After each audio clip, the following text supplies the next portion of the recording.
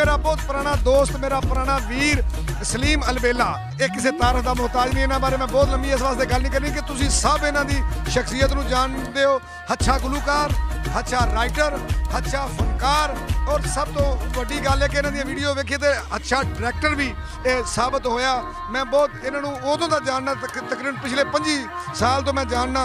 इन्होंने हमेशा पंजाबी कल्चर नाल गलबात की। सलीम अलबेला जी, तुसी भी रहमानी न्यूज़ के बारे ही कोई गल करोगे? रहमानी न्यूज़ जो है बड़ा वधिया काम कर रहा है, क्योंकि इस वेले सोशल मीडिया एक पावर रखता है कि हर बंदे की गल जी है ना दुनिया ते पहुँच रही है, क्योंकि ग्लोबल दुनिया हो गई है हुण। तो सोशल मीडिया तुसी रहमानी चैनल बनाया, बड़ा वधिया कीता है। तो तुसी अपनी पंजाबी माँ बोली की खिदमत कर रहे हो। जिथे जिथे भी पंजाबी वसन वाला है तुसी उन्हां दी गल हर दुनिया ते पहुँचा रहे हो।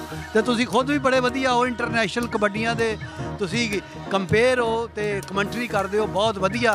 तो वह भी पंजाबी माँ बोली की एक खिदमत ही है। इन्हां दी एक आवाज़ दे नाल यकीन करो कबड्डी दे मैच का रंग ही होर हो जाता वा। ये ऐसा पिछों पुशअप करते हैं ना, तो शेर पढ़ते आ देखो जी, 5000 रुपया फलाना दे गया उन्होंने, तो 1000 मैनू भी दे गया। ये बहुत अच्छियां गल्लां आंदे कि खेड कबड्डी फुर्ती दा कंपिड़ना झोटे दा, तंदुरुस्ती दी कुश्ती सुच्चा साथ लंगोटे दा।